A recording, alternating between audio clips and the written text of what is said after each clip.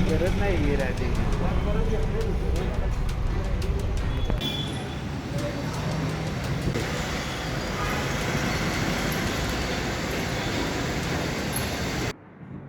Sir काय सांगेल, एकंदरीत 65 नागरिकांची फसवणूक करण्यात आली होती सायबरद्वारे. जवळपास 150 कोटींची फसवणूक करण्यात आली होती. आरोपी अटकेत आहे.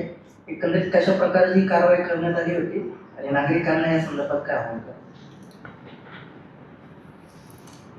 माननीय पोलीस आयुक्त पिंपरी चिंचवड आदरणीय श्री विनय कुमार चौबे सर यांच्या मार्गदर्शनाखाली पिंपरी चिंचवडमध्ये प्रत्येक पोलीस स्टेशनमध्ये एक सायबर स्क्वॉड तयार केलेला आहे आणि हे सायबर स्क्वॉड त्यांच्या हद्दीमधील म्यूल अकाउंटची तपासणी करत असताना असं लक्षात आलं की आळंदी हद्दीमध्ये आरोपी ज्याचं नाव आहे सचिन संजय काळे, राहणार गोडाऊन चौक, मोसी, ह्याने त्याचं जे एक अकाउंट आहे ते सायबर फ्रॉडचा जो रक्कम आहे, सायबर फ्रॉड जो पैसा आहे तो त्याच्या खात्यात जमा होत होता.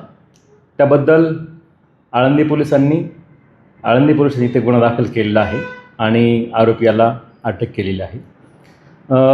तपासात असं निदर्शनास आले आहे की एकूण 150 कोटी रुपयांचा फ्रॉड झालेला आहे. त्याच्यामध्ये भारतातील विविध राज्यातील 65 नागरिकांना फसवलं गेलेलं आहे आणि हा जो ऑनलाईन फ्रॉड आहे, सायबर फ्रॉड आहे, तो झालेला आहे. आज जो आरोपी आहे कार्यनामा तो सायबर गुन्ह्याशी रिलेटेड आहे का, की सर्वसामान्य विद्यार्थी किंवा कामगार वर्गाची नाही? सर्वसाधारणपणे सायबर गुन्हेगार जे असतात ते फसवणुकीची जी फ्रॉडची जी रक्कम असते ती स्वतःच्या खात्यामध्ये कधी स्वीकारत नाही. त्यासाठी ते इतर कोणाला तरी बरोबर घेत असतात. त्याच्यामध्ये स्टुडंट असतील किंवा लो इन्कम ग्रुपचा काही व्यक्ती असतील, तर अशा वेगवेगळ्या ग्रुप्सला काहीतरी आमिष दाखवून त्यांचं बँक खातं ही रक्कम स्वीकारण्यासाठी वापरलं जातं. आरोपी जो आहे तर आरोपीचं खातं बँक खातं या प्रकारामध्ये फ्रॉडची रक्कम स्वीकारण्यासाठी वापरले गेलेलं आहे. त्याला याबद्दल काही मोबदला वगैरे दिला गेला होता का, किंवा त्याला याबाबत काही कल्पना होती का, त्याचा खात्याचा वापर केला जातो अशा प्रकारे? अगदी बरोबर.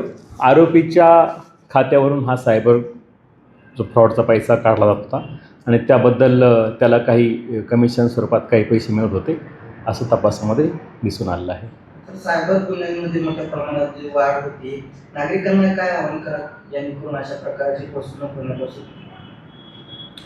आपण पाहतच आहात की आता समाजामध्ये मोठ्या प्रमाणात सायबर क्राईम वाढलेला आहे आणि सायबर गुन्हेगार हे वेगवेगळ्या क्लुप्त्या वापरून सर्वसामान्य नागरिकांना फसवत असतात आणि याच्यामध्ये धक्कादायक बाब अशी आहे की उच्च शिक्षित ज्या व्यक्ती आहेत त्यासुद्धा मोठ्या प्रमाणात फसवल्या जातात.